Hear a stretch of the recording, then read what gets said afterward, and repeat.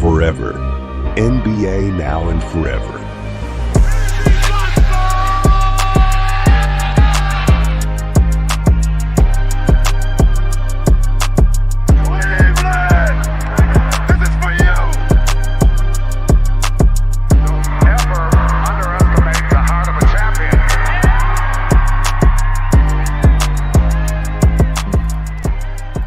D'aller sur notre petit débat de la semaine qui va concerner les... Alors, à la base, je voulais dire les têtes de série, mais ok, ici, c'est une tête de série et ils sont passés. On va plutôt dire les favoris. Oui, Denver, c'est un ancien champion. Voilà. Donc, ils ont le genre de la ligue dans leur effectif. Donc les favoris, moi j'ai nommé le débat, les favoris partent à Cancun. Parce que voilà, si vous avez un peu suivi la NBA sur ces dernières années, les 5 derniers champions NBA sont déjà éliminés avant les... C'est 6, non? Ouais, avec les Raptors même, oui. Ouais, les Raptors 2020. Voilà, c'était plus pour rester dans la décennie actuelle. Oui, vas-y.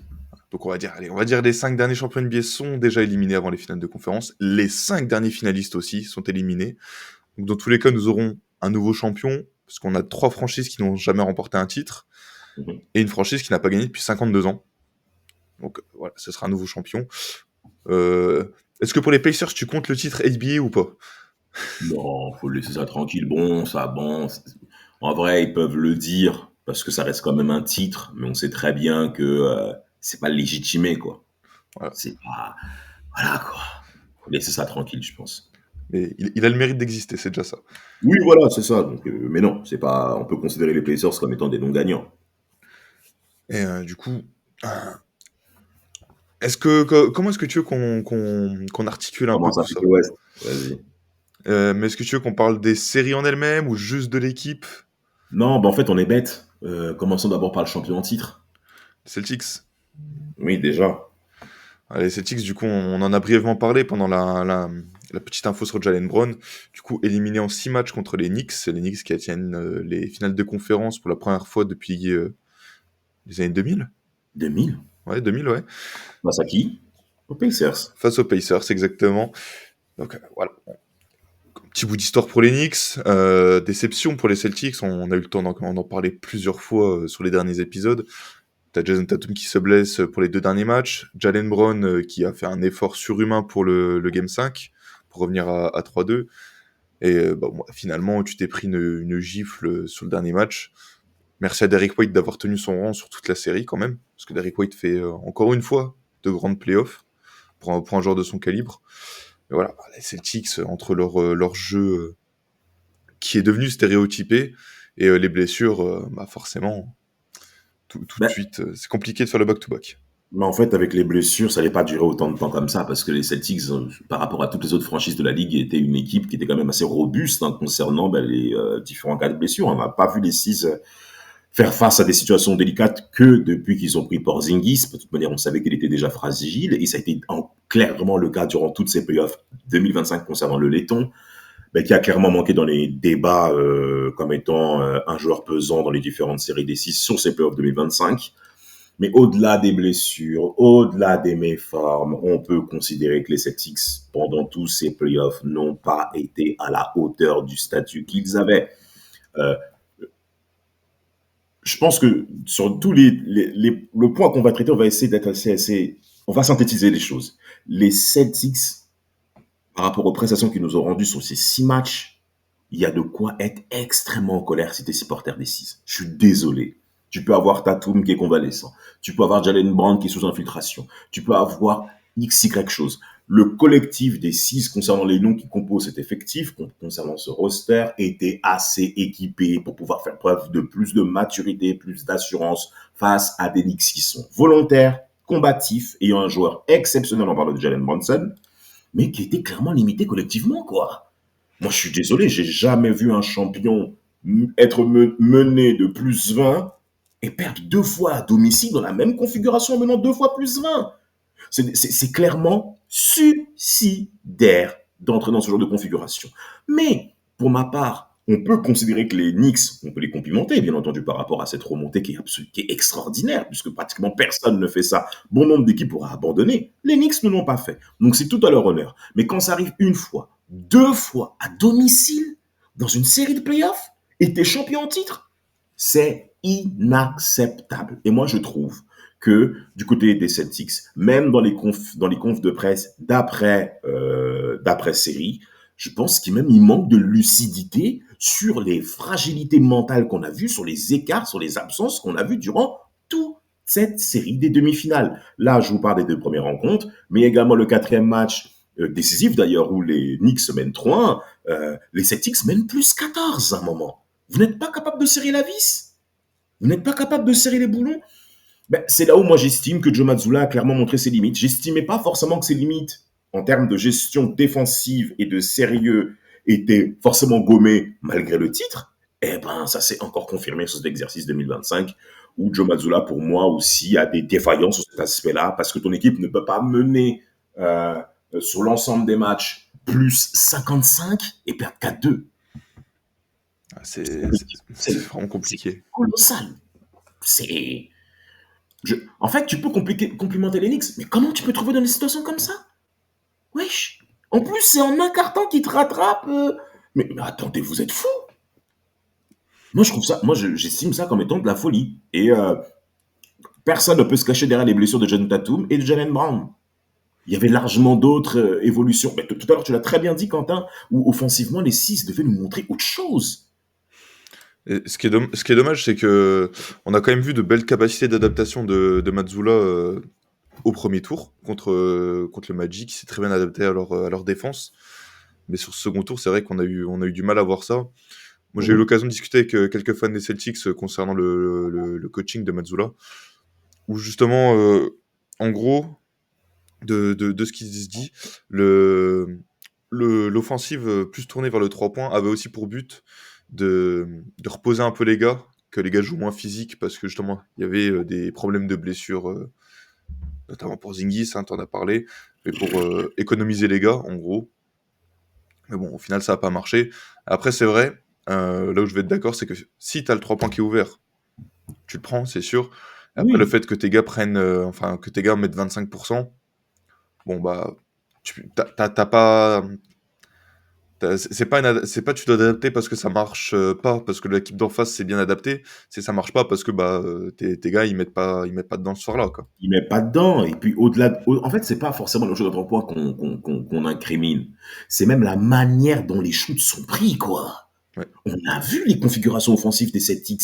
On a vu qu'il y avait énormément de précipitations sur le troisième quart-temps, sur le quatrième quart-temps, quand il fallait faire preuve de sagesse, faire preuve je dirais, de lecture de jeu. Mais on a vu du n'importe quoi.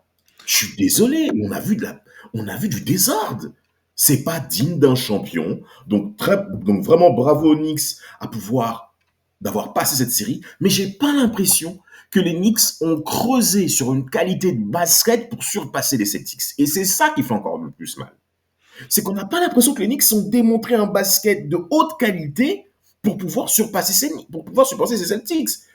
Perdre, ça arrive à tout le monde chez le très haut niveau. J'étais même très en colère avec une page Instagram dont j'ai même oublié le nom, qui disait que Shaquille O'Neal ne faisait pas partie, j'extrapole, hein, ne faisait pas partie des 50 meilleurs joueurs de basket sur ces 5 premières années.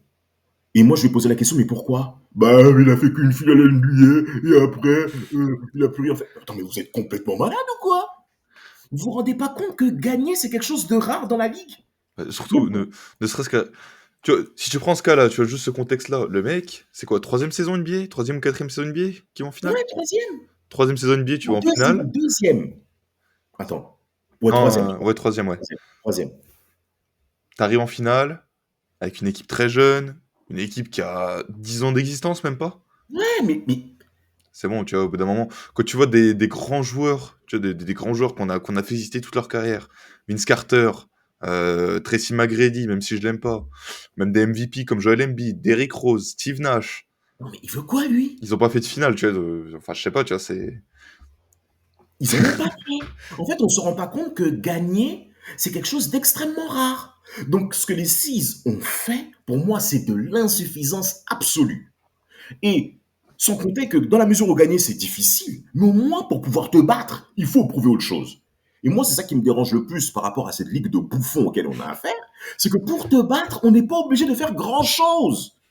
Les Knicks n'ont pas été d'obligés de creuser sur une qualité de basket évidente, que ce soit en défense. Bon, ils l'ont fait au cours du 6e match, surtout, où ils ont été vraiment excellents défensivement. Mais j'estime pas que les Knicks ont été vraiment, sur toute la série, ont vraiment creusé sur cet aspect.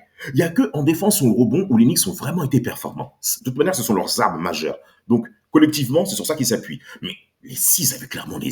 Mais attends, comment tu peux perdre comme ça? Moi, je suis désolé, je devais commencer par les Celtics. Il faut qu'on les baffe. Bravo aux Knicks. On se retrouve dans 2 jours. Ouais, voilà. Et c'est bien lâché. Tu sais quoi, je vois que t'es chaud. Merci, Quentin. Moi, je te propose, on continue sur les Cavs. Bah Comme oui, je- faisons-le dans ce cas-là. Mais là, c'est à toi de parler. Non, mais je sais que t'es chaud aussi sur les Cavs, donc tu vois, c'est pour ça que je me Non, dis, toi allez, tant d'abord, qu'il est parce que chaud. ça sera différent. Là, mon approche sera différente par rapport à la semaine passée. Bon, voilà, on a les Celtics, du coup, on avait déjà parlé la semaine dernière. Je reviens vite fait sur les Celtics quand tu Tu voulais parlais rajouter des. Bah, tu sais, quand tu parlais des types de shoot pris, on avait déjà un peu parlé la semaine dernière avec Ouais, Mapenda, oui, justement. Mapenda a été très dur là-dessus, à juste titre. Après, moi, j'étais d'accord avec lui, hein. J'avais Bah pris oui. l'exemple d'un shoot de comment il s'appelle, de Jrue Holiday. Bon, voilà, la qualité des tirs pris, Non, c'est chaud. c'était quand même, c'était quand même un Non, sacré c'est foutoir. chaud. Le 3 points, on a compris que ça nous saoulait tous, mais c'est la Ligue aujourd'hui, donc c'est pas qu'une affaire de Celtics, on le sait. Mais prenez au moins des shoots de qualité, avec au moins un jeu de ballon qui produit un vrai avantage, un vrai décalage. Wesh, des fois, ils prennent des shoots de step back 45 degrés tout le temps. Mais qu'est-ce que vous faites, en fait? Non, moi, j'estime qu'ils ont sous-estimé les Knicks, parce qu'en saison régulière, les Knicks se sont fait gonfler 4-0. Je pense qu'il y a de ça. Je vois que ça, quoi. Moi, je pense que c'est une partie du problème. Et quitte à parler de tirs à 3 points qui ne rentrent pas, justement, passons sur les Cavs Bon, vas-y, qui, commence. qui ont affiché un magnifique 29,4% à 3 points sur la série. Hein, on a 2 joueurs qui dépassent les 40%, 2 joueurs qui ont joué régulièrement, hein, parce que Jalen Tyson, pardon, a joué 12 minutes sur la série, Oula. a joué un match, j'ai envie de dire, on s'en fout un Ouais. petit peu. Voilà, il y a Evan Mobley qui a tourné à 42,9%, Isaac Okoro qui a tourné à 40%. Tout le reste, c'est en dessous des 35% à 3 Bon, points. Voilà, déjà. ok. Moi, c'est vrai, c'est une donnée qui est quand même importante. Ah, tu voulais encore développer peut-être? Oh bah, j'ai juste insulté Donovan Mitchell sur ses tirs à 3 points. On Mais... t'écoute, jamais je te repousserai sur cette approche, tu le sais bien. voilà, Donovan Mitchell, bah, on en a parlé la semaine dernière. Début de série, pas grand chose à dire à part sa maladresse à 3 points, mais bon, quand un mec est à 40 points de moyenne, tu peux excuser ça. Après, il y a eu le fameux Game 4, pas représentatif de la série d'après Damas, mais voilà, le Non, mais Game non, 4 ça, qui était non. une purge côté Cavs, hein, une Plus qu'une purge. purge, oui, mais c'est pas. Et après, bon, bah, il y a eu le dernier match où les Pacers n'ont pas trop été inquiétés quand même, hein. Moi, de toute façon, j'avais arrêté le match à la mi-temps. Mais tu vois, en fait, mais en vrai, en vérité, c'est ça qui n'est pas normal. C'est ça qui n'est pas normal, mon Quentin, que les Cavs n'aient pas autant inquiété les Pacers sur la dernière rencontre. Et c'est là, au cours de cette rencontre-là en question, que tu vois que les Pacers sont vraiment supérieurs. Mm. C'est pour ça que le match 4, non, il l'est pas. Parce que tu es dans une équipe qui est en dedans, et l'autre qui est dans un état second psychologiquement où il y a du relâchement et où ça rentre. Et ça arrive en playoff, les blowouts, de toute manière, à l'ouest, on en a vu, un petit peu plus qu'à l'est par rapport à cette année, je pense, mais on en a vu. Mais là, à l'est, je pense que c'est le match où il y a eu le vrai blowout. C'est pour ça que c'est pas représentatif par rapport à la qualité des deux équipes, de manière intrinsèque, si je peux dire ça comme ça. Et ben, du côté des Pacers, le game 6, les Cavs menaient de plus 20, allez, plus 17 en moyenne, sur tout début du deuxième quart-temps. Il y avait un vrai écart. Et le problème de cette équipe-là, c'est qu'elle est tombée dans la schématisation. Tout dépend de Donovan Mitchell. Non, non, non, non et non. Toute cette année, les Cavs ont fait en sorte à ne pas dépendre de Donovan Mitchell. Mais quand ils ont vu que ça commençait à buter, mais malgré le fait que Donovan Mitchell accrochait les fautes, c'est vrai, il avait quand même beaucoup de coups de sifflet que moi-même j'estime un petit peu surestimés, mais il avait quand même ses coups de sifflet. Les Cavs sont rentrés sur ce genre de schéma-là. Et donc, on a affaire à d'autres mecs qui, de l'autre côté, deviennent froids. Ah, qu'est-ce que t'en penses, mon Quentin? Non, mais moi, je suis d'accord. Justement, en plus, pendant la saison régulière, j'avais un peu parlé de ça sur Twitter, où justement je disais que c'était bien de voir les Cavs performer en régulière avec un Donovan Mitchell qui faisait pas sa meilleure saison. Clairement, c'était pas sa meilleure saison régulière. On l'a vu meilleur que ça, ne serait-ce qu'aux Cavs. Et justement, où tout le monde était impliqué. Darius Garland était impliqué. Evan Mobley était très impliqué offensivement, encore plus qu'avant. Jarrett Allen avait peut-être un rôle un peu moindre, mais avait toujours son application parce que ça restait un mec quand même qui aime bien donner de l'énergie, à part sur cette demi-finale de conférence, j'ai l'impression. T'avais Max Strus qui était là, t'avais Caris Levert en début de saison, après DeAndre Hunter qui est arrivé pour faire du bien, Sam Merrill, Georges Niang quand il était là, enfin, ça venait d'un peu partout. T'avais Exact. t'avais un vrai collectif. T'avais un vrai collectif, et là, sur cette série de playoffs, du coup, ce vrai collectif n'était pas du côté des Cavs, il était du côté des Pacers. Des Pacers qui ont proposé un jeu collectif sublime, on va pas se mentir. Et du côté des Cavs, comme tu as dit Damas, qui ont retrouvé un jeu stéréotypé, comme au début en fait. Comme au début avec Donald Mitchell en mode hero ball. N'importe quoi. Alors qu'il ait eu les coups de sifflet ou pas, bon, tu vois, ça c'est un autre débat, c'est pas sur le style de jeu. Mais quand tu vois, là par exemple, le dernier match, la première mi-temps, Mitchell prend 11 tirs. Je dis prend 11 tirs, c'est en enlevant les lancers francs, parce qu'il a eu 12 lancers francs sur la première mi-temps. Donc, on va dire il a eu 23 tirs sur la première mi-temps. Ah ouais. Le Cavs qui prend le plus de tirs derrière lui, c'est Darius Garland, il en a pris 9. 0 lancé, rien, juste 9 tirs. Et en C'était plus, il pas en à a lui mis de 2. faire tout ça. C'est pas à lui de faire tout ça. Moi, j'estime qu'il y avait un autre bonhomme à qui il fallait peut-être amener une certaine variante offensive, c'était Evan Mobley. Bah, sur la première mi-temps du dernier match, il est pas dégueu, hein. Il prend 6 tirs. Il a 6 lancés aussi, on va dire 12 tirs, hein. Il finit à 14 points. Ouais. Donc, Mobley, il y a des... Je suis assez partagé sur cette série, tu vois. Bah oui. Parce que, objectivement parlant, Mobley fait une bonne série. Mais on en En attend plus. fait, oui. En fait, balle à la main. Mm. Balle à la main, Mobley fait une bonne série. Il a un bon shoot à 3 points, il a 42%, je crois. 6 sur Ouais. 14 sur l'ensemble de la série. C'est quand même assez intéressant pour vu sa taille. C'est pas là où on l'attend. À l'intérieur, il a souvent scoré. Il a pris du rebond. Malheureusement, on attend quand même un cran supérieur à lui. Ça, c'est une évidence. Parce qu'en fait, il a un plus-manus qui est catastrophique. Ça, c'est la partie vraiment noire de la série de Mobley. Il subit un plus-manus horrible, un différentiel minable. Et c'est lui qui subit le plus de tous, alors que c'est pas lui qui, basketballistiquement parlant, a fait plus de conneries. Ouais. C'est vraiment terrible. Mais toute la saison, on a fait en sorte à ce qu'on ne dépende pas de Donovan Mitchell. C'est vrai, vous allez me dire, il y a eu les blessures. DeAndre Hunter, Evan Mobley, et c'est qui l'autre bonhomme là Garland. Garland, ouais, bah, comme d'hab. Donc, Mitchell, ok. Mais une fois que les gars reviennent, fais-les participer. Le ballon n'a pas assez tourné, hormis à quel match? Le game 3. Qui a été performant? Max Strus. Au cours de ce match 3, Mitchell, on le voit moins.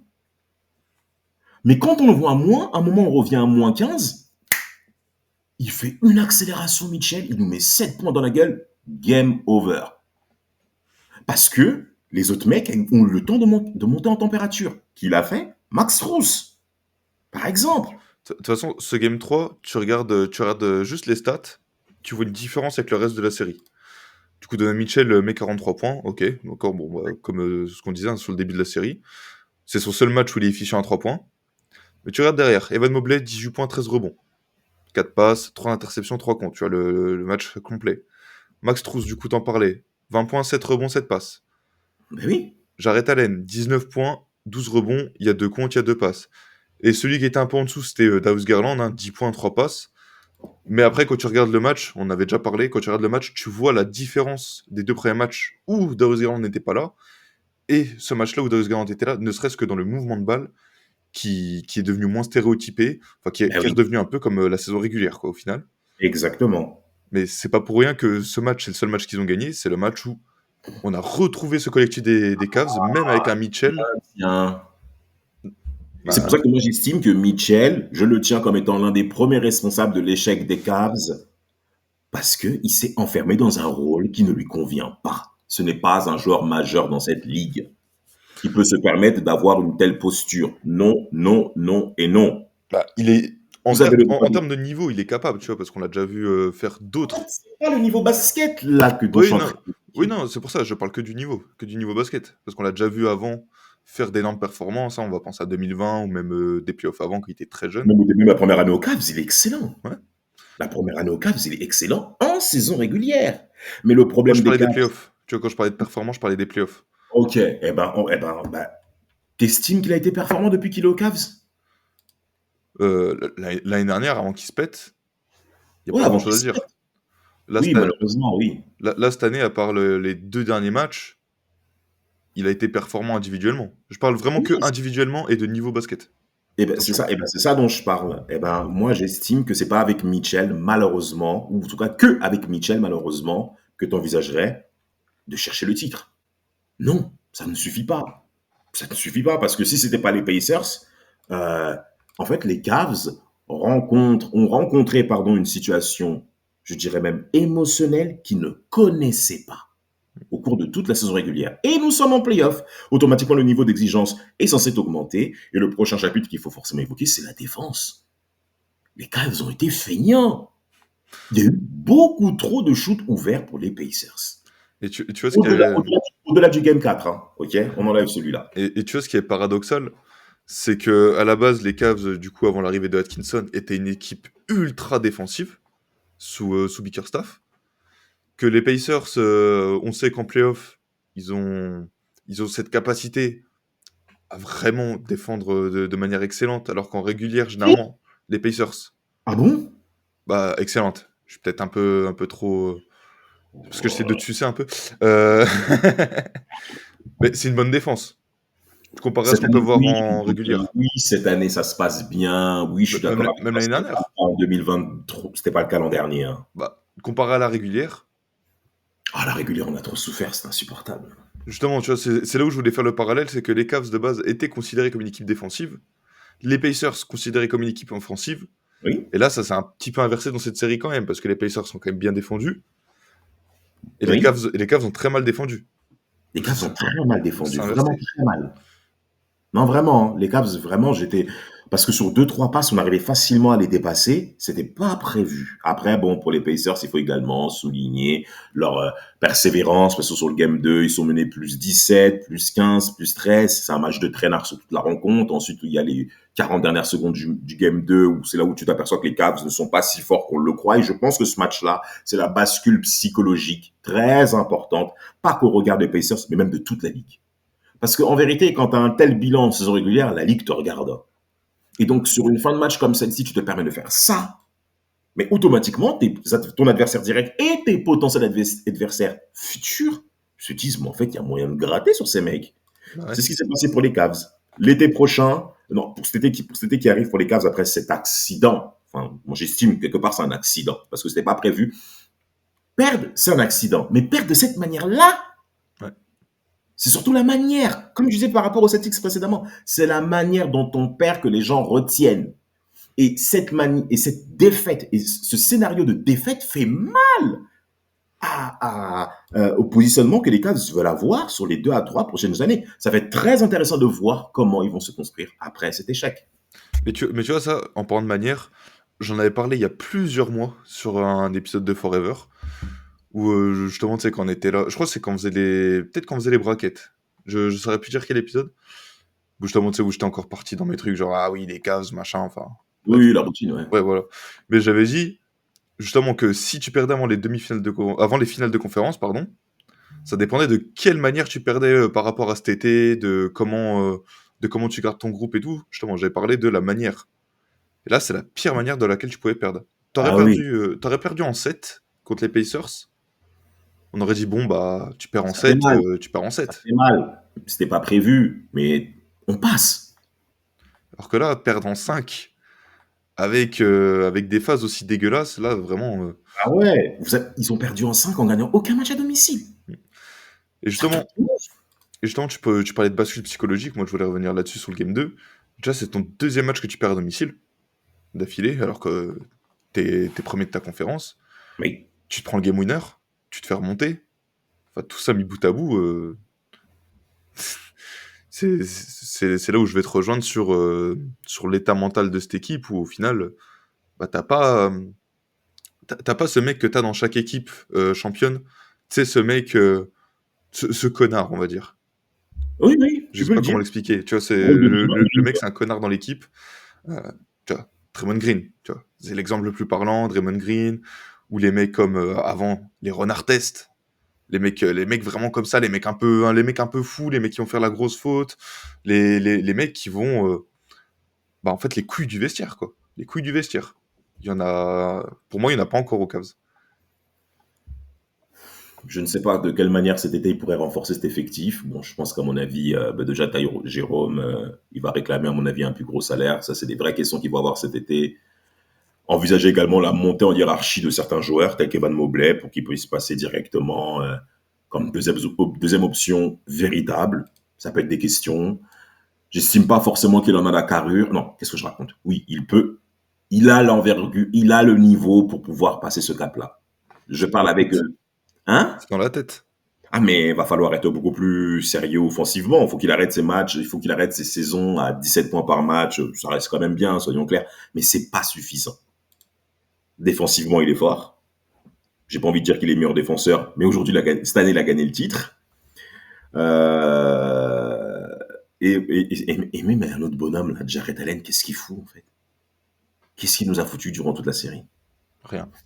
J'insiste sur les gars comme ça, j'insiste sur les Cavs, parce que c'était pas prévu à ce que Celtics et Cavs soient déjà dehors au cours de ces playoffs. Encore, je suis un peu méchant. On disait qu'il a rien fait. Jared Allen, il a quand même 2 bons matchs à son actif, mais c'est tout, quoi. Il a 2 bons matchs et les 3 autres sont médiocres. Ben, c'est pas suffisant. Ouais. C'est pas suffisant parce qu'en fait, les Pacers ont quand même créé une opposition à un niveau auquel c'était pas forcément prévu. Et que moi, je savais qu'ils étaient capables de produire. En tout cas, je pense que les supporters des Pacers un petit peu plus aguerris en toute humilité, mais que le grand public ne connaît pas. Et que le grand public même ignore. Et peut-être qu'il n'a pas envie de voir également cet aspect-là. Mais là, on a vu une équipe qui offensivement a été rodée, pas mal de joueurs peuvent scorer, pas mal de joueurs peuvent rentrer en situation haute, on peut dire ça comme ça. En défense, ça s'est clairement amélioré. Au rebond, on est toujours aussi faible, soyons clairs, puisque le nombre de rebonds offensifs qu'ont eu les Cavs et qu'après ils n'ont pas pu mettre dedans, ça c'est clairement ça se sent quand la défaite arrive et quand ça rentre pas, psychologiquement, ça te touche. Mais le problème, c'est que les Cavs, ils ne marquent pas. Ils prennent le rebond offensif, ils ne remarquent pas. Une fois que les Pacers prennent enfin le rebond, l'autre côté, ça score. Mais ça te casse. Ça te fait mal. Et pour les Cavs, du coup, moi, je voulais finir sur un peu cet été, Vas-y. où cet été, la marge de manœuvre est très, très limitée, parce que t'as le contrat de Mobley, du coup, qui kick cet été. Donc, tu passes de ne pas payer la luxury tax au second apron, directement. Donc, cet été, ça va être très compliqué pour eux de changer quelque chose, surtout que le contrat de Jarrett Allen, c'est un contrat facilement transférable, mais tu ne peux pas avoir de bonne contrepartie derrière parce qu'il n'est qu'à 20 millions l'année prochaine encore. Donc c'est compliqué d'avoir mieux pour ce prix-là. Pour 20 millions, Ouais. non, tu peux avoir des trucs, je pense. Ouais, mais en voulant. Parce qu'en gros, j'avais vu que il voulait pas rester trop longtemps dans le second éperon. Forcément, c'est très punitif. On en a parlé avec les Celtics tout à l'heure. Ouais. Mais en fait, du coup, comme Jarrett Allen n'est qu'à 20 millions, bah, c'est très compliqué de réussir à avoir de la qualité sans en plus encore plus boucher ton cap. Juste pousser ton cap, ouais. Du coup, j'avais vu des discussions de fans des Cavs où si Jarrett Allen devait être transféré, ce sera l'été 2026. Parce que là, il y a cette Bah nouvelle ouais. prolongation où il arrive à 28 millions. Là, Bah du ouais, moi, coup, c'est un moi peu je plus de. considère quand même qu'à ce que cet effectif encore une chance. Ouais, l'année prochaine. Ils ont un certain âge où ils peuvent encore se permettre d'avoir la fenêtre ouverte. Je pense qu'il y a encore moyen de pouvoir creuser, même s'il faudrait envisager ce bonhomme qui a une certaine dureté, une certaine fermeté qui manque dans ce vestiaire. Puis après, ce qui va aussi être compliqué, bah, t'en as parlé, t'as Jérôme, du coup, fin de contrat, qui était au minimum. Il va pas C'est demander un limite, minimum cette année. à juste titre.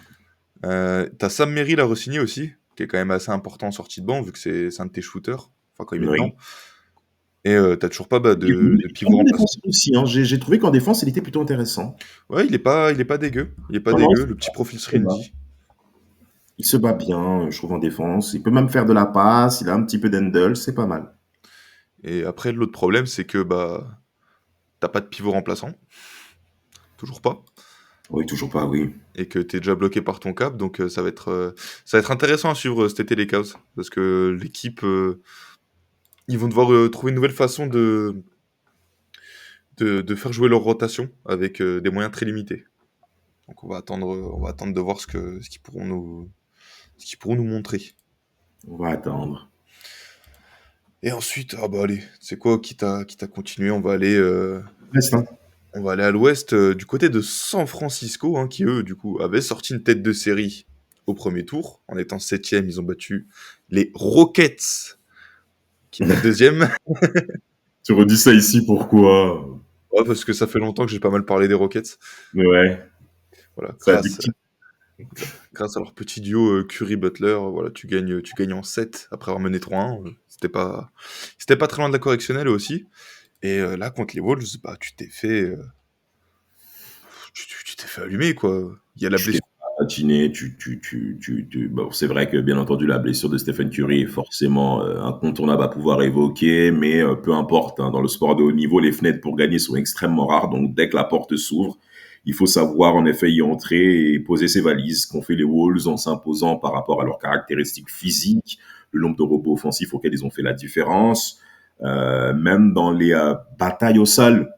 Les ballons 50-50, comme on les appelle, c'est souvent apporté par les Wolves. Et il y a un homme qui a été très performant, qu'il faut forcément évoquer, et auquel on avait pas mal critiqué l'été dernier, donc il s'agit de Julius Randle. Randle. Julius Randle, qui avait face à lui peut-être l'un des meilleurs défenseurs de la ligue sur toutes les années 2010, en tout cas sur la deuxième, Ouais. deuxième moitié des années 2010, en parlant de Draymond Green. Draymond Green estime clairement avoir perdu son duel. Ah bah. En même temps, s'il disait l'inverse. Non, mais au moins il le dit, parce qu'il y a beaucoup de gens qui ne le disent pas quand eux-mêmes ils perdent les différentes rencontres. Ça, à la rigueur, c'est le seul rayon de soleil que je pourrais mentionner sur Draymond Green. Dommage que Mapenda ne soit pas là pour écouter ça. Ouais, Draymond, quand il a le micro, quand il a perdu, quand il fait quelque chose, en tout cas de mal en un contrat face à des adversaires, il le dit. Et sur ça, c'est tout à son honneur. Et ben, sur cet aspect-là, Julius Randle l'a clairement rentré dedans. Il l'a défoncé. Que ce soit poste bas, que ce soit sur la ligne à 3 points, sur du drive, sur du robot offensif, attaquer le panier. Tout. Il a été intenable. Bravo à lui. Il y a aussi un autre homme qui fait une très bonne fin de série. Un homme très cher au cœur de notre président directeur Vladimir, hein. Monsieur Rudy Gobert. Ouais. Bah, déjà qu'il nous avait quand même impressionné avec une performance clairement surprenante face au premier tour des Lakers, sur le match 5, je crois. Ouais, pour finir la série. Pour finir la série, il a fait un double-double-double exceptionnel. Ben là, sur la fin de la série, Rudy Gobert a clairement répondu présent. Et des fois, on peut se poser la question, qu'est-ce qu'il fout ici? Parce que des fois, il a des statistiques auxquelles on ne le voit pas, du 6 points, 5 rebonds, 3 sur 4 au lancer franc, voire 3 sur 5, 2 dunks et basta. Mais dans l'équilibre de cette équipe-là, il compte vraiment. Et la confrontation qu'ils vont avoir sur cette finale de conférence, Dieu sait que son rôle va être important. Ah bah, tu vas devoir tenir soit Chet, soit Hartenstein, qui c'est pas des manches non plus, quoi. Même si il y en a un qui a été un petit peu décevant quand même sur ces deux-là. Mais c'est pas le sujet à l'heure actuelle. Oui, c'est pas le sujet. C'est Steam qui? Bah, Chet, j'en attendais un petit peu plus quand même. Oui, c'est vrai. Oui, c'est vrai. Ça s'entend. Mais en tout cas, par rapport aux Wolves, la tangente est clairement positive parce que c'est la deuxième fois qu'ils vont en finale de conférence. Dans leur Sous histoire, Kevin. Hein? dans leur histoire, c'est la 3e. Oui, c'est la troisième. C'est la troisième. Et la deuxième de Puisque suite. exactement la deuxième de suite. Ça a jamais été fait. Ça reste quand même une franchise qui est jeune quand même, hein. Elle a été créée en 1989. sous l'ère Kevin. Après, il y a eu l'ère Kevin Garnett, bien entendu, dont on connaît les différentes séries en playoff. Et en fait, c'est la première fois pour les Wolves, qui étaient tête de série numéro 7, qui arrivent si loin en playoff. Un numéro 6. Numéro 6, ok. Donc, voilà. Donc, ils ont fait 2 séries. Ils vont faire tous les playoffs en étant non tête de série. Et là, il y a une confrontation très intéressante qui arrive. Juste pour terminer par rapport aux Warriors, en fait, quelque part, c'est comme s'ils avaient quand même accepté la défaite. Depuis la blessure de Steph Curry. Et même, voire même la convalescence de Jimmy Butler, qui n'a jamais vraiment pesé dans cette série. Jamais. Ouais, lui aussi, c'est vrai que quand tu regardes les années 2020 de Jimmy Butler, on en attendait forcément plus. On l'a vu en 2020. 2020, il n'y avait rien à dire. 2021, ils se font tège au premier tour, si je dis pas de 4-0, conneries. ouais. 4-0. 2022, c'est là où t'as une énorme série contre les Celtics. 2023 aussi, qui ramène encore le hit en finale, aussi grâce au collectif qu'il y avait au hit en 2023. Enfin, voilà, t'as quand même, sur les 5 dernières saisons, t'as quand même trois beaux parcours de playoff avec Jimmy Butler en patron. Complètement. Et là c'était compliqué. Alors, l'effectif des Warriors n'était pas au niveau, très clairement. Il n'y a pas que lui. Podziemski, Podziemski en premier, hein, qui a été nullissime sur la série. Au shoot, il est complètement passé au travers. Complètement. Mapenda en a parlé la semaine dernière en plus.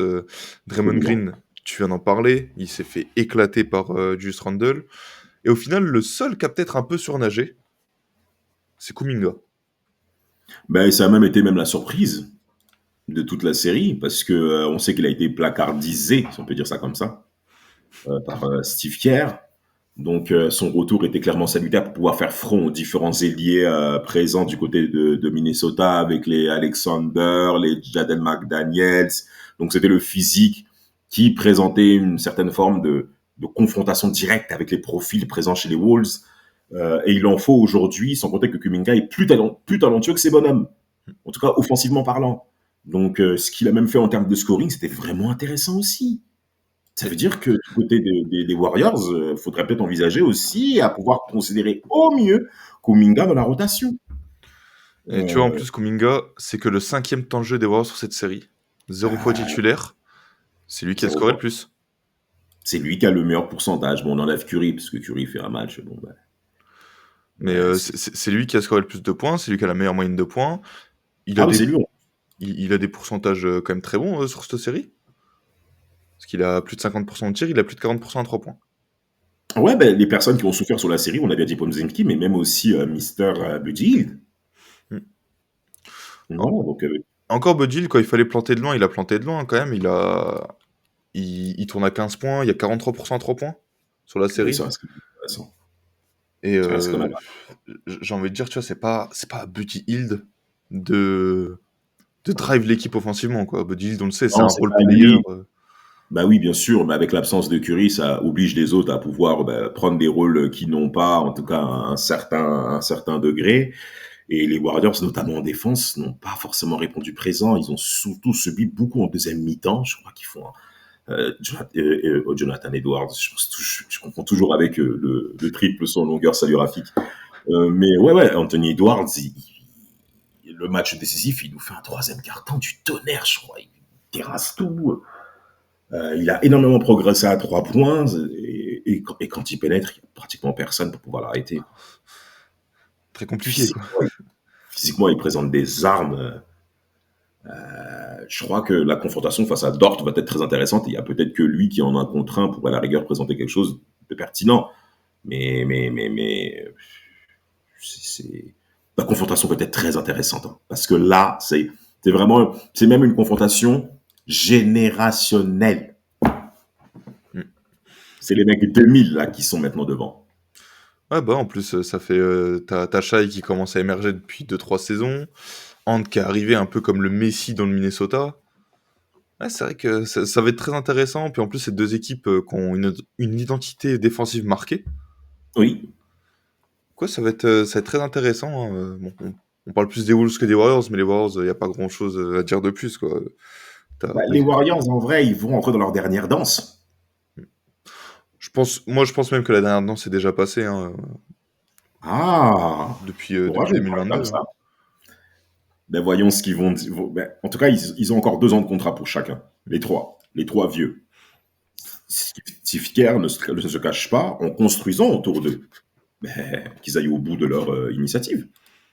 Oui, bah de toute façon, là maintenant, ils peuvent plus qu'aller au bout. Hein. T'as lâché tes derniers assets pour Jimmy Butler. À C'est part ça. beaucoup de rumeurs sur Kuminga cet été, quand même, hein, pour un sign and trade. Oui, ça va sans doute arriver, mais je les conseillerais plutôt même de le conserver. Bah, je crois là, c'est bon, il y a une friction. Je crois maintenant, il y a une friction dans le vestiaire, tu vois, parce que lui s'est déjà exprimé en plus publiquement, qui était frustré par son utilisation Ouais, effectivement. Ouais. avec Steve Kerr. Donc moi, je pense que lui il veut se barrer. Je pense que les Warriors sont peut-être pas contre l'idée de le garder, mais si ça continue comme ça, bah tu vas avoir de plus en plus de friction dans le vestiaire. Puis avec les têtes de con Jimmy Butler et Draymond Green, ça peut péter très très vite. Là, ils ont tenté Jimmy Butler cette année parce que bah fallait tenter quelque chose pour la fin de carrière de Stephen Curry. Mais moi, je pense que c'est fini depuis quelques années, qu'ils s'accrochent encore ils s'accrochent à leur vouloir passer encore, ce qui est normal hein, quand t'as été une aussi grosse dynastie. Mais qui a autant gagné, donc Ouais, c'est parfaitement normal, hein, mais moi, je pense que c'est fini depuis 2022. voyons comment les Warriors vont construire leur effectif pour cet été. Mais en tout cas, les playoffs auxquels on a assisté de leur part démontrent qu'il faut un véritable effort au rebond. Ce n'est plus possible. Les Rockets, ils vont pas continuer à être mauvais comme ça offensivement parlant, puisqu'à un moment, l'écart était tel que à un moment, tu vas te faire vraiment terrasser. Et là, ce qu'on a vu sur ces demi-finales, malgré l'absence de Steph Curry, il faut quand même le mentionner parce que la série n'aurait pas été pareille avec lui. Il crée tellement d'attractivité. Pour tenir sur la dragée longue d'une série majeure, il faut que tu aies de la présence au rebond. Ce que n'ont pas les Warriors aujourd'hui. Donc, il faut prendre ce virage-là le plus tôt possible s'ils veulent que la dernière danse soit une vraie danse.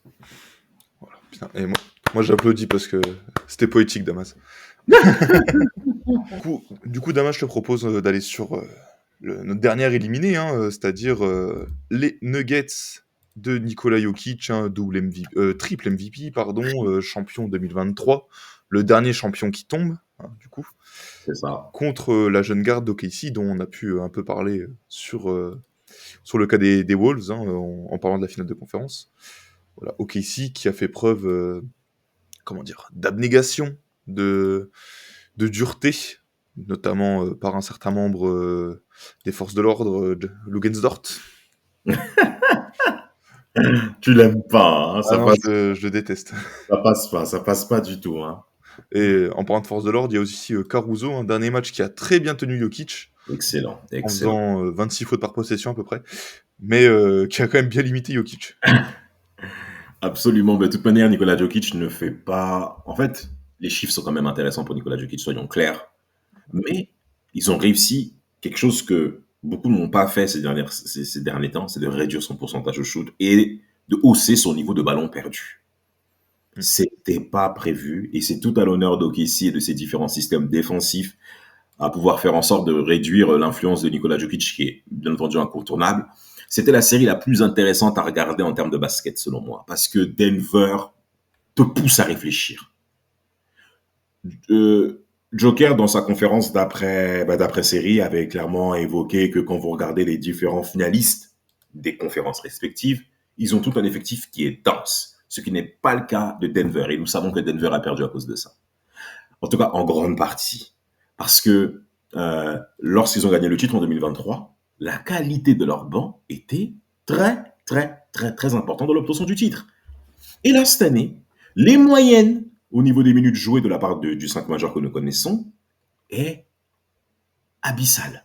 Le chiffre, il est beaucoup trop élevé et on sait bien que physiquement, moi, un autre, ça allait payer. Mais pourquoi ça tenait autant de temps? Parce que Denver a fait, dans ces playoffs-là, deux game sets. Ouais. C'est bon. Comme souvent, j'ai envie de dire, parce qu'ils sont assez habitués des game sets aux Nuggets. Jokic, c'était déjà son 6e en carrière. Ouais, quand même, hein. Parce que ses premiers playoffs, il fait 2 game sets. Le premier contre les Spurs qui remporte, le deuxième contre les Blazers qui perd. C'est le jazz. Il y a le jazz aussi. Le Jazz en 2020. Oui, il le gagne. Ouais, parce que là, je faisais un peu l'historique. Ah, En ok. Ok, 2019, du coup, il en fait 2. Mhm. 2020, il en refait 2 contre le Jazz et contre les Clippers. contre À les chaque fois, Clippers. ce sont des remontées en plus de 3-1. Ensuite, il a dû refaire un, celui d'hier, n'importe quoi, de cette série. Et le dernier, je saurais plus vous dire c'est quand, faut que je regarde. Ben, c'est pas les Clippers de cette année, là. Je crois je crois que c'est en 2020, c'est en 2020 ou 2021, pardon, 2021 ou 2023. Je vais te dire Ah, ça en tout de suite. 2021, ils gagnent 4-1 au premier tour, après ils prennent 4-0 par les Suns. 4-2, il gagne, je viens de voir. 4-2 contre les Blazers en 2021. Premier tour, ouais. Ouais, premier tour. Ouais. Je ne retrouve pas le dernier. Ils ont des moyennes au shoot. Et Shai, il finit avec 52% au shoot sur les 7 matchs. 29 points de moyenne. Non, le mec, il est propre. Hein. Bon, on en parlera après, de toute Oui, manière. je suis con, le dernier, c'était l'année dernière. C'était contre les Wolves. Oui, les Wolves, ouais, voilà, le 4-3. Ouais. Ou du coup, bon, désolé pour cette petite séquence recherche. Mais en gros, là, il a 50% de victoire sur les Game 7 en carrière. Oui, mais donc ça veut dire quoi? Ça veut simplement dire que Denver est une équipe qui est certes vraiment résiliente, mais qui n'arrive pas à faire une différence colossale face aux équipes qu'elles affrontent. Et avec l'âge maintenant des joueurs majeurs qui composent cette franchise, va falloir aussi penser à rajouter en effet d'autres éléments qui leur permettent de tenir dans le temps. Ça va être automatiquement intéressant pour eux pour l'été prochain. On connaît les défis qu'a eu le front office sur la fin de la saison régulière dernière en virant Mike Malone et Calvin Booth, hein, qui était donc le GM en place. Là, du côté du propriétaire Kroenke, il y a du boulot. C'était pas forcément prévu que ça se passe comme ça du côté de Denver, mais j'insiste bien parce que la fenêtre sont quand même assez ouvertes pour cette équipe. Hein. Elle a un niveau de gestion que je pense que dans la ligue, il n'y a pas. Vous voyez les bêtises qu'ont fait les Celtics. Les bêtises qu'ont fait les Celtics au cours de cette demi-finale. Denver n'aurait jamais fait une chose pareille. Après, Denver, le problème, c'est que les bêtises, ils les ont fait un peu sur les contrats donnés. Ouais, bon, mais ça, c'est un peu le syndrome des gros marchés, tu me diras. Hein. Les petits marchés, hein, parce que les petits marchés, pour maintenir les mecs, il faut mettre un billet. Oui, c'est sûr. Après, bon, voilà, pour resituer un peu là, l'année prochaine, Jokic 55 millions. Là, t'as rien à redire, de toute façon, Jokic, il peut prendre 100 millions l'année, tu la fermes. C'est le meilleur. Donc à partir de là. Murray qui, du coup, augmente son salaire de 10 millions l'année prochaine. Ce salaire qui a été négocié après le titre de 2023. Donc, sur le moment, forcément, tu veux donner un énorme contrat à un mec qui a plus que participé à ton premier titre NBA. Après, t'as Michael Porter Jr. qui arrive à 38 millions l'année prochaine. Mais ça fait mal. Là, ça fait très très mal, on est d'accord. Aaron Gordon est encore dans sa tranche là de 22-23 millions, ça va. Après, tu as plein de petits contrats, mais le problème dans ces petits contrats, c'est que tu as des player options. Par exemple, tu as Dario Saric, qui a joué 16 matchs cette année. Ça te bouffe déjà 5 millions, Dario Saric. Non, mais c'est pas sérieux. Tu as Zeke Naji, là, qui va toucher 8 millions aussi. Qui sert à rien. Voilà. Pour cette année, en régulière, c'est 3 points de moyenne. Il a joué 57 matchs, 11 minutes de moyenne. En playoff, il a joué que 6 matchs pour des minutes abyssales. Donc, tu as plein de petits contrats qui te polluent un petit peu, finalement, ton... C'est ça le problème de Denver, c'est que en fait, tu as un trop gros déséquilibre entre le 5 majeur et le banc. Sans compter que dans ce 5 majeur-là en question, tu as un joueur qu'il faut forcément remettre en question. C'est MPJ, Michael Porter Jr., qui est clairement passé à côté de cette série où il a mis 7 points de moyenne. Alors que tu es censé être le shooter à 3 points et tes pourcentages sont minables. 33%, 32% au global et 25% à 3 points. Mais qu'est-ce que ça veut dire? Ok, il avait une blessure à l'épaule, on l'a vu, mais il y a d'autres moyens d'être efficace dans une série, purée. Tout le monde a des... Déjà, défensivement. Pour commencer, il a été beaucoup trop facilement débordé au cours de cette série. C'est pas normal. C'est pas normal. Jalen Williams s'est un petit peu trop amusé avec lui et tu sais que ça coûte cher dans ce genre de configuration. En fait, OKC n'a pas lutté, malheureusement, pour pouvoir l'arrêter. C'est ça qui est encore plus frustrant. Et quand on te donne 38 millions, vaut mieux que l'équipe adverse s'occupe de toi. Normalement, oui, t'es censé être l'option de 3 de l'équipe. Sur cette série, tu as été l'option 6. Non, il a moins de points que Westbrook. On connaît le déséquilibre Westbrook à lui seul, et il tente à moins de points que lui. C'est se tirer une balle dans le pied pour Denver. Donc cet été, il faudra clairement réfléchir s'il faut maintenant réaménager l'effectif. Est-ce que MPG est sur un siège éjectable? Surtout qu'en plus, du coup, les rumeurs Christian Braun, là, en ce moment, laissent penser qu'il pourrait prendre 30 millions la saison, avec sa future prolongation, qui devrait kick en 2026, s'il prolonge cet été. Tu vas commencer à être un peu bloqué avec le payroll, parce que ça ferait que dans 2 ans, t'aies 5 contrats au-dessus des 30 millions, un minimum 30 millions, 5 contrats au-dessus des 30 millions. Déjà que t'as un déséquilibre sur le banc, alors que là, t'as encore un peu de marge jusqu'au secondary prone. Faudrait voir à ce que ça ne se creuse pas encore cet été ou les prochains étés. À voir également, sans compter que les mecs physiquement aussi, ça commence un petit peu à piocher avec Aaron Gordon en fin de série qui a été blessé. En fait, à croire qu'il fallait que Denver puisse partir maintenant parce qu'en finale de conf, ils auraient tout pris. Et surtout que les Wolves ont déjà montré qu'ils avaient les armes pour les limiter. Ouais. Là, c'est vrai que c'était compliqué. Et Jokic aussi, tu parlais de son nombre de ballons perdus. Du coup, il a perdu 31 ballons sur la série quand même. Ça pas fait combien mal. en moyenne?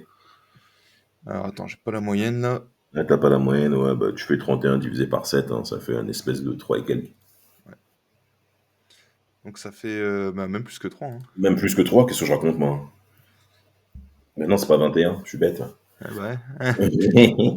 Donc ça commence à faire beaucoup là quand même. Déjà 3, c'est énorme. Là, ça commence à faire beaucoup. Et surtout aussi, son nombre de passes décisives a chuté. Oui, mais le jeu aussi se ralentit en playoff, donc ça aussi c'est important à quand même le signaler, à ce que le taux puisse diminuer. Mais c'est même pas qu'une affaire de jeu qui ralentit, c'est tout simplement aussi OKC qui fait aussi un bon travail défensif. Les différents réajustements qui a eu lieu durant la série ont clairement porté leurs fruits, parce que quand Caruso sur le Game 7 par exemple se concentrait sur Jokic en un contre un, une fois qu'il effaçait Caruso, derrière t'avais encore Holmgren qui était derrière, et t'as Caruso qui va reprendre l'autre mec qu'avait Holmgren. Ça veut dire qu'il y a un vrai réajustement défensif dans cette équipe-là. Ça t'oblige à avoir plusieurs rotations de jeu pour créer le décalage nécessaire. Et OKC défend très bien depuis le début de l'année dans ce contexte-là. Donc, juste pour faire le pas avec la finale de conf qui va arriver, le bémol du côté des Wolves, c'est qu'ils perdent trop de ballons. Ils perdent énormément de ballons. Et ils ne pourront pas se permettre de perdre autant de ballons face à une équipe comme OKC, qui a des armes défensives, qui a du shoot extérieur, qui a de la présence intérieure et qui dispose d'un joueur MVP. Officiellement, pas encore. Non, mais qu'il l'ait ou qu'il ne l'ait pas, ça reste comme. Il est dans le. En fait, il fait partie de ce calibre aujourd'hui. Oui, Là, c'est même plus l'affaire qui gagne ou qui gagne pas, c'est qu'il fait partie de ce monde-là aujourd'hui. je viens de voir le nombre de différences pour les pertes de balles. OKC a perdu 78 ballons sur ces 7 matchs. Ouh. Les Nuggets, 124. 124 ballons perdus. 124 ballons perdus. Et là aussi où OKC a très bien défendu, pour moi, c'est sur les lignes de passe. Ils ont été très très actifs sur les lignes de passe Ouais. pour justement couper Jokic de ses coéquipiers. Il y a, Jokic, on sait, il a juste à se tourner un peu, il voit la ligne de passe parfaite. Mais OKC réussissait à anticiper ça, Mm-hmm. à toujours couper les lignes de passe, hein, que ce soit pour contre-attaquer derrière ou ne serait-ce que pour provoquer une sortie de balle et donc pouvoir se replacer en défense. Ils ont été très très actifs là-dessus. Et au final, c'est peut-être le meilleur moyen de bloquer Jokic, c'est de le couper de ses coéquipiers. Tu sais qu'offensivement, il va te faire du sale. Et on Oui. l'avait vu, justement, moi, ça me refait penser à la série contre les Suns en 2021, où Jokic, Ouais. il avait fait des matchs à 40 points, des triples-doubles de fou furieux. Mais au final, les Suns l'avaient emporté 4-0, 4-0. parce que justement, il avait coupé de ses coéquipiers. Ils obligeaient Jokic à maintenir le niveau offensif de l'équipe Bien seulement sûr. par lui-même. Et du coup, il peut pas mettre ses coéquipiers en valeur. Si ses coéquipiers sont pas mis en valeur, le jeu des Nuggets commence à s'effondrer. Et c'est comme ça que tu réussis à surpasser Jokic. Je dis ça comme ça en mode c'est facile, mais Ah non, je sais que c'est dur, hein, je Oui, sais oui, que c'est c'est très dur. non, mais c'est une bonne série parce que c'est une série représentative de comment bloquer les Nuggets. Bien que le Jokic 2021 ne ressemble pas à celui de 25, hein, parce que moi je pense que celui de 25-24 est même plus fort que celui de 2021, mais bon, ça c'est un autre sujet. Mais soyons clairs, euh, Denver doit se réinventer dans la profondeur de son effectif et même, à mon avis, se donner de l'air aussi en changeant peut-être même de modèle de jeu. Toujours s'appuyer sur Jokic, est-ce qu'il soit toujours aussi fort, mais il faudrait aussi, c'est possible, un autre potentiel playmaker. Il est temps que Jamal Murray aussi progresse au-delà du scoring qu'il a en playoff, mais qu'il progresse aussi, c'est possible, même en termes de jeu de playmaker, qu'il puisse aussi concevoir, qu'il puisse aussi créer pour faire opposer les bonhommes aussi. Moi, je pense que ça me semble intéressant pour cette équipe. Et Westbrook, c'est fini, quoi. Non, bah là, Westbrook, ce qui est dommage, c'est que le premier tour était quand même intéressant. Oui, contre ses anciens adversaires, oui. Donc, c'est un coéquipier, pardon. Donc c'est ça qui est un peu dommage, c'est que c'était très intéressant le premier tour. Le deuxième tour, il s'est complètement effondré. On a l'habitude un peu avec Russell Westbrook, hein, malgré tout l'amour que je lui Oui, porte. la constance, c'est vraiment pas le mot fort pour lui. Et quand il est de travers, ça devient un pitre. Ça devient un Moi, pitre. moi, je pense que tu vois, Westbrook, cet été, il devrait décliner sa player option. C'est pas une player option de fou furieux, hein. Elle a quoi? Elle a 3 millions et quelques. Voilà, c'est pas. C'est vraiment pas un contrat poison, comparé à ce Non, qu'on ça peut ne l'est avoir. pas. Mais Denver n'est pas sûr non plus de pouvoir le re-signer, hein. Mm. Mais Après, il a une sacrée influence dans l'effectif quand même. bah, de ce que je vois, de ce que j'ai pu lire là dernièrement, il y aurait des embrouilles dans le vestiaire, notamment avec Aaron Gordon. Aaron Gordon lui aurait reproché le fait qu'il ne soit pas assez mature. Ça m'étonne un peu de voir ça concernant Westbrook. Ben, bon, peut-être. Après, c'est vrai que Westbrook, durant toute sa carrière, ses coéquipiers l'ont toujours complimenté. Mm. Peut-être qu'ils sont aussi voilés la face et qu'Aaron Gordon mentionne des faits que d'autres n'ont pas voulu dire aussi. Et ce que je crois, parce que la manière dont Westbrook joue, des fois, on a l'impression que la maturité, elle est passée où, quoi. Non, mais il parlait de son comportement dans le vestiaire en fait. Mais C'est frère, t'as 36 piges, tu veux montrer quoi? c'est là où ça m'étonne, tu vois, d'avoir lu des choses comme ça. Après, je suis pas dans le vestiaire, donc voilà. Mais moi, je pense qu'il devrait. Tu prends pas ta player option. De toute façon, je pense pas que beaucoup d'équipes te fileront plus que ça. Va dans des équipes de jeunes. Fais-nous une Vince Carter.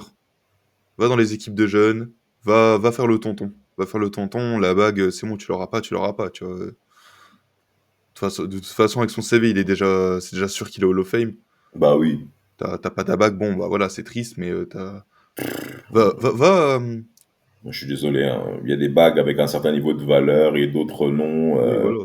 Si c'est pour aller, je sais pas, au fin fond du banc des Wolves pour être le 13e homme, autant que tu ailles dans une équipe de jeunes, en reconstruction, partager ton expérience, ton savoir, comme c'est pour ça que je prends l'exemple de Vince Carter, qui lui avait abandonné cette idée de gagner un titre Oui, rapidement, ouais. pour laisser un héritage dans la ligue auprès des jeunes, leur apprendre la vie, tout ça. Moi, je pense qu'il devrait faire ça parce que là, il n'est plus taillé pour le haut niveau. Il n'est plus taillé pour les équipes de très très haut niveau. Ça, c'est une réalité. Après, les Nuggets, bon bah voilà, hein, le seul truc qui est dommage sur cette série, c'est quand même le Game 7. Ouais, il passe clairement au travers, mais il y a des matchs où les choses auraient pu basculer pour eux aussi, hein. Je pense au Game 5, là, où Denver, non, pardon, ouais, où Denver est bien devant au cours du troisième quart-temps, et après, bah, ils se reprennent. Après OKC s'appuie sur son banc pour pouvoir très très bien scorer aussi, notamment avec Wallace, je crois, et Azadio, qui est une présence à 3 points qui est redoutable. Ben, avec tous ces éléments-là, et même, et bien entendu, Joey Caruso, Caruso qui est très très très très pertinent au cours de cette série-là. Sa présence est indéniable et ben automatiquement ça a fait la différence parce que ben, OKC a un banc et dispose d'une variété de jeux que Denver n'a pas en tout cas cette année. Mais au final, pas que Caruso, hein, les deux recrues de l'été ont été très importants sur cette série. Hartenstein même comment l'oublier, tu as même raison de le dire. Hartenstein en défense il a été mais Et il s'est très bien battu, hein. C'est vraiment bien battu le bonhomme. l'impact au rebond qu'il a eu, Ouais. c'était quand même assez incroyable parce que tout à l'heure où je disais que Chet, j'en attendais plus, tu vois, j'en attendais plus aussi sur ses prises de rebond pour Chet, hein. Bon, il tourne quand même à 11 rebonds. Tu vois, c'est quand même un beau truc. Mais j'imaginais être un peu plus impactant, tu vois, au final. Hartenstein prend moins de rebonds, mais prend des rebonds plus impactants. C'est l'impression que j'ai eue sur cette série. Bah, après, déjà, il a une moyenne de, je crois qu'il a une moyenne de minutes qui est même un petit peu plus faible, à ce que je vois même. Alors Hartenstein a joué Ouais, 27 minutes. minutes par match et Ouais. Chet 31. Bah oui, donc automatiquement, la moyenne de points par rapport au rebond pris, ça joue aussi, tu vois. Et donc, Hartenstein, moi, bah, je suis plutôt satisfait. En fait, il vaut son contrat qu'ils lui ont donné l'été dernier. Et ça a été un ajout excellent par rapport à ce que OKC doit construire. C'est là où ils avaient souffert l'an dernier par rapport à leur défaite face à Dallas au deuxième tour. Là, cette année, ils ont clairement corrigé le tir et ça s'est vu au cours de cette nouvelle demi-finale remportée très difficilement, c'est vrai, mais comme il fallait. OKC est là au moment où on l'attendait. Bah, ils font honneur à leur saison régulière au final, même si la série en elle-même peut être un peu décevante, même si t'as gagné. Parce que moi, j'imaginais une vraie domination d'OKC et Ouais. tu l'as pas eu sur ce tour-là. Non, tu l'as pas eu, mais Denver a trop de bouteilles pour ça, je pense. C'est pour ça que je dis que c'est l'équipe la plus intelligente de la ligue, en tout cas au niveau du 5 majeur. Mais non, Denver présentait quand même une certaine forme de garantie quand même avant qu'OKC. OKC, ça fait longtemps qu'on les a plus vus là aussi. Hein. C'est une nouvelle génération qui est Depuis, venue. Hein. Ils ont depuis fait, 2016. ils ont beaucoup tourné dans le fond du classement OKC. Hein. Donc, Bah, au final, ils ont pas tant tourné que ça dans le fond du classement. Ils sont restés 3 saisons, je crois, à peu près, dans les fins fonds de la conférence Ouest. ouais, parce qu'ils ont fait un premier tour de playoff dans la bulle là face aux Rockets, c'est vrai, mais en fait tu dis qu'il y a eu un nouvel effectif qui est venu, Harden n'importe quoi. Il y a un effectif nouveau qui est venu, ils se sont formés, c'est l'équipe la plus jeune de la ligue devant même les Blazers. Donc et en plus avec un salary cap extrêmement large. Donc les feux sont ouverts pour OKC. La confrontation qu'ils vont avoir, comme j'ai dit, c'est un duel générationnel. Edwards face à SGA. Euh, les Wolves peuvent très bien l'emporter, c'est vrai, même s'il leur faudra, selon moi, une meilleure assise offensive pour pouvoir faire front à cet OKC qui s'adapte à toutes les attaques pour l'instant qu'ils ont vues. En tout cas, je parle défensivement. Ouais, va falloir que les Wolves soient beaucoup plus propres que ça pour pouvoir l'emporter. Clairement. Mais ça va être très intéressant aussi à suivre, je pense. C'est intéressant, c'est le duel qu'on veut voir. SGA face à Edwards, dans la mesure où, surtout pour les Américains nord-américains, parce que SGA est canadien. Ben, on a vu assez des Européens s'exprimer ces derniers temps. Là, on a affaire à un duel états-unien. Il le faut. Il est là. On l'a. À vous de jouer, messieurs. Dans la hiérarchie, SGA est un petit peu et encore devant parce que ben, c'est lui qui est en route pour le titre MVP sur 2 saisons de suite. Euh, c'est lui qui est devant. Ça, pour l'instant, il n'y a pas de débat. Mais Edwards a une telle croissance aujourd'hui que sur une confrontation playoff, il peut très bien l'emporter. Edwards aura du boulot également en défense parce qu'il va devoir affronter Lukensdorf, je pense, Caruso aussi derrière. Je pense aussi qu'il y aura dû un contrat avec SGA qui n'est pas du tout mauvais aussi en défense. Donc avec tous ces éléments-là, ben, ça va amener à une série forcément qui est intéressante. Les Jaden McDaniels avec les Jalen Williams aussi, donc des duels déliés qui seront présents. Nickel Alexander et Mister DiVincenzo qui va rentrer. Non, on est censé avoir une très belle série. Et tu vois, je suis en train de me dire sur cette série, parce que du coup, on a commencé une petite review en même temps, hein. Ah ouais, ça commence, on y va. Mais je me demande si le tournoi de la série sera pas la bataille du banc. Ben ça peut clairement avoir sa place. Simplement, c'est que par contre, Minnesota s'appuie plus sur son banc que Denver, ça c'est une évidence, mais moins qu'OKC. Je sais pas, en fait, ça va dépendre de la configuration de la série, j'ai l'impression. Parce que Oui aussi. t'as encore Oui. Nasrid sur ton banc. T'as Nasrid, DiVincenzo, je crois, qui est le pire shooter à 3 points des playoffs pour l'instant. Ah ouais. Ouais, je crois. Je crois que j'ai vu un truc comme ça, mais il a des pourcentages assez dégueulasses. C'est vrai ça. Ça m'étonne de lui parce que d'habitude il est plutôt bon en niveau niveau scoring à 3 points quoi pour notre Ouais. DiVincenzo. Il a 25% à 3 points sur les Voilà. playoffs. Donc il faut impérativement changer ça, sinon ce sera la défaite. Hein. Parce que du coup, là, sur ton banc côté Wolves, tes 3 têtes d'affiche en sortie de banc, ça va être Nickel Alexander Walker, Nasrid forcément, et DiVincenzo. Ça te fait quand même 3 joueurs de qualité en sortie de banc, qui pourraient Ouais, être titulaires dans d'autres équipes. bien sûr. Après, ici, bah, toi, t'en as parlé un peu, Isaiah Joe, par exemple, Aaron Wiggins, Ouais, ne pas bien sûr. l'oublier, Kerson Wallace, Caruso. Caruso. Donc ça va être intéressant cette bataille du banc au final. Non, non, non, ça va être clairement à voir. On a vu les têtes majeures. Il y a également les second options avec Julius Randle. S'il continue sur sa lancée, ben, ça va demander à Chet Holmgren et à voir à Turnstein à pouvoir faire front en défense. C'est aussi une autre paire de manches qu'ils vont devoir affronter. Ça aussi, il faudra le ralentir. Ouais, ça va être une des clés de la. Ah oui, ralentir Randle. Si Draymond Green l'a pas réussi, Randle a le droit de penser en se disant Draymond Green, il m'a pas stoppé. Pourquoi les petits bonhommes longs là vont me stopper à leur tour? Je vais rentrer dedans. Il aura raison. Complètement. Complètement. Et ça. Elle commence quand la finale de conf? Elle commence dans pas super longtemps, si je dis pas de conneries. Je crois que pour nous, c'est cette nuit. Hein. C'est cette nuit exactement, oui, à 2h30, Wolves OKC. On sera branché. En tout cas, moi, je serai là. À voir. Après, de l'autre côté, à l'Est, pour terminer un petit peu ce qu'on fait là, bon, la confrontation, c'est deux oppositions de style vraiment qui vont s'affronter. Ça laisse place à une série qui est assez passionnante, avec des Pacers qui sont dans la lignée justement de leur culture de franchise. Pace, donc il faut du rythme. Automatiquement, avec les Haliburton dans ce modèle-là, s'y retrouvent clairement. Les Knicks ont démontré des faillances également lorsque le rythme était présent. Je pense notamment que ce soit face aux Celtics, lorsqu'ils étaient menés de 20 points, dès que les Six étaient un petit peu dans l'échange ballon, qui se permettaient pas de s'enfermer dans leur caricature, pour reprendre les mots de Vlad, les Celtics ont fait la différence. Par conséquent, les Pacers doivent continuer sur ce rythme-là à pouvoir imposer des décalages à 3 points, des décalages du déplacement. Il le faut pour les Pacers.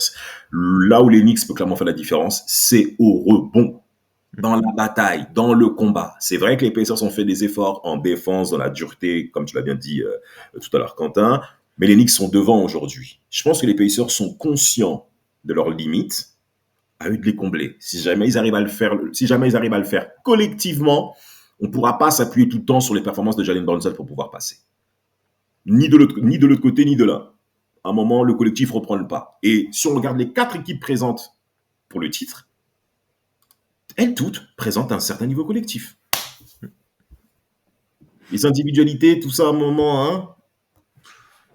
Et paradoxalement, c'est les Knicks où le collectif est le moins huilé, vu que c'est sur les 4 équipes qui restent, c'est l'équipe qui compte le moins sur son banc, un peu comme les Nuggets. Même si c'est un tout autre style. Oui, tout autre. Ouais, complètement. Là où les Pacers ont un avantage, c'est aussi sur ce fameux banc, parce que là, j'ai un peu les stats des Pacers sur les playoffs. Ouais. Tu as 6 joueurs qui marquent 10 points ou plus de moyenne. Ouais. Haliburton, Nembhard, Siakam, Turner, Aaron Nesmith et Benedict Mathurin. Et ensuite, tu as quand même 2 autres gars qui tournent à des 8 points de moyenne avec McConnell et Obi Toppin. Donc en fait, tu as 8 C'est ce que j'allais même dire. Parce que qu'est-ce que ça donne en playoff, en fait? Ouais, mais là, je parle des moyennes en playoff. Mais attends, 8 points de moyenne jusqu'à 9 mecs? T'as 8 mecs à minimum 8 points de moyenne. Ah ouais, les gars. Ah ouais, en fait, les Pacers, bon, je savais un petit peu que ça se passait comme ça, mais en fait, les gars, mais il y a de la marge, hein. Puis aussi, t'as le meilleur passeur des playoffs avec Haliburton et le meilleur contreur des playoffs avec Miles Turner. Miles Turner, ouais. Histoire de rajouter un peu. Donc ouais, ça va être assez intéressant parce que t'as les Knicks, du coup, qui comptent sur leurs 5 majeurs, un très bon 5 majeurs, et t'as les Pacers où ça vient vraiment de partout, que ce soit en sortie de banc, que ce soit dans les titulaires, ça vient un peu de partout, donc ça va être au-delà du style défensif des Knicks et du style offensif des Pacers, ça va être bataille de philosophie au final. Oui, c'est ça, bataille de philosophie. Les Knicks doivent se rattraper par rapport à l'an passé. Ils avaient été éliminés en demi-finale de conf malgré le fait qu'ils avaient estimé qu'ils allaient rouler sur nous, mais bizarrement, c'est eux qui ont pris la porte. Donc, il y a une revanche dans l'air aussi. Il y a une confrontation historique aussi, parce que il y a eu les confrontations au cours des années 90. Il y a eu 95 aussi, je crois, avec Reggie Miller qui met 9 points en 8 secondes. Il y a eu 99 où les Knicks passent en étant 8e à l'Est et arrivant jusqu'en finale NBA en 99. La revanche en 2000 où les Pacers, on les frappe. Confrontation 2013 où les Pacers passent encore. 2024, je viens de le dire. Bon, on a plutôt un ratio plutôt positif. face aux New-Yorkais, que je mets facilement en lien avec le Paris Saint-Germain. Et j'aimerais que les deux puissent avoir le même scénario sur la période fin mai. Voilà. Défaite. Bon, on verra bien. Mais je pense... ça va être une série longue, hein. Je pense qu'il y aura au moins 6 matchs. Je l'espère pas. Mais Oui, objectivement, oui. C'est censé être une série qui dure. En fait, il y a des éléments qui sont bien à prendre en considération. Hein. En termes d'individualité, les Knicks ont des joueurs plus forts que les Pacers. Kat, il est plus fort que Miles Turner. En tout cas, c'est un meilleur joueur de basket. Mais les points forts de Turner ont tout pour pouvoir contrecarrer Kat, que ce soit en attaque. Kat pénètre beaucoup. Kat shoot extrêmement bien à 3 points. C'est le cas également de Turner. Donc, dans les deux cas, on a affaire à des scénarios où il y a des points forts de chacun, de l'un et de l'autre. Mais en termes d'individualité pure, Brunson, il part avec personne. C'est le meilleur joueur de cette série. Bah, est-ce que les 2 meilleurs joueurs de la série sont pas côté Knicks, sur le papier? Oui. Mais les Pacers ont démontré que je m'en bats les reins que soit plus fort. Regarde les Cavs qui leur est arrivé avec Donovan Mitchell, qui est pour moi peut-être dans le meilleur 5 de la ligue aujourd'hui. On a le droit de le penser. Il a pris sa rouste avec son équipe. Donc ça ne dérange pas les Pacers d'avoir affaire à un joueur qui est extrêmement fort, mais qui pour autant, collectivement parlant, je vais te gonfler. Ouais, c'est sûr. C'est sûr. Et là, du coup, cette finale de conf, elle commencera, du coup, pour nous, à date d'enregistrement, demain. Demain. Du coup, pour vous, le jour de la sortie de cet épisode, hein, dans la nuit de mercredi à jeudi, à 2h du matin. C'est ça. Mais les Knicks, c'est bien pour eux, hein, parce qu'ils ont sorti les Celtics, ils sont également dans un élément positif, dans un dynamisme positif. Les Pacers, ça fait plus de 10 jours qu'ils n'ont plus joué. Hein. Et là, il va falloir vite se remettre dans le rythme, parce que là, c'est tous les 2 jours. Ouais, là, il faut reprendre le truc, là. Là, pendant 1 semaine, 2 semaines quasiment, vous avez un match tous les soirs si ça va en 7. Ouais, ben... On y va. On est complet, mon Quentin ? Ouais. Moi, je dirais juste, j'espère que ça va aller en 7 des deux côtés, histoire qu'on se régale un peu. Bah, histoire qu'on se régale. Tu te dégoûtes. Bon, Ouais, mais tu vois, les game sets, j'aime bien, tu sais, il y a ce petit truc de... Ouais, t'as aimé OKC Denver, là ? Non. Ouais, voilà. Voilà. Mais normalement, tu vois, le game set, t'es là, c'est, celui qui va porter, qui va tout porter jusqu'au bout, celui qui aura le plus, qui sera le plus concentré, enfin, tu vois, il y a ce petit truc, quand même. Mais bon, après, ça finit en blowout, c'est sûr que je préfère que ça finisse en 4 ou 5. Comme ça, on fait vite. Ouais. Bah voilà, parce que quand tu vois la gueule du game set entre Nuggets et OKC... Les mecs, ils s'étaient cuits, ça se voyait, le langage corporel, ils perdaient un nombre incalculable de ballons, c'était laid. On n'a pas... Vraiment, les grosses têtes de Denver n'ont pas aidé l'effectif. Vraiment, c'était dur. Très dur. Et sur ces bonnes paroles... Ouais. On va rendre l'antenne, on va vous laisser à votre petite vie. Ouais. Donc, n'oubliez pas de nous laisser un petit commentaire, un petit avis 5 étoiles sur votre plateforme de streaming préférée. Un petit pouce bleu sur YouTube aussi. C'est ça. Et il nous reste plus qu'à vous dire à la semaine prochaine. C'est quoi tes pronos ? T'as pas dit tes pronos ? Wolves en 7. Oh. Et Pacers 106. Pourquoi Pacers 106 ? Parce que j'ai envie d'avoir une finale du terroir, tu vois. Tu sais, les fermiers contre les mecs des montagnes, là, tu vois, ça, c'est une bonne finale. C'est notre ferme Oklahoma aussi, hein. C'est un bon bail campagnard. Hein. C'est une espèce d'Auxerre contre 3. Hein. Ouais, mais comme j'aime pas Lugensdort, j'espère que les Wolves vont passer. Ah ouais, bah oui, ça aussi. Purée, si ce mec-là, il est champion, toi, tu vas mal dormir. Juste pour voir Vlad pleurer, t'as Rudy Gobert en finale ou avec un titre. Et ça sera pas le seul. Hein. Crois-moi, ça va être bizarre. Mais il va venir en France, il va dire, écoutez les gars, qu'est-ce que vous voulez maintenant ? Qu'est-ce que vous voulez ? Et il aura le droit ! On lui dira, bon bah Coco, encore 3, et peut-être tu vas égaler le chauve de Lasvel. Non, mais ça, à la rigueur, ça... Non, franchement, Rudy Gobert, il était pas censé être à ce niveau-là, donc il est même pas obligé d'aller légaliser. Il part de beaucoup plus loin, de trop loin. Donc s'il vient avec une bague, déjà, non. Mais il a le droit de le penser, il est en finale de conférence. Tout pour rendre Vlad malheureux.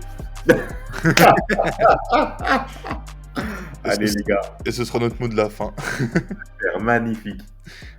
N'oubliez Ciao. pas que la vie est une fête et on vous dit à la semaine prochaine. Ciao, ciao. Ciao.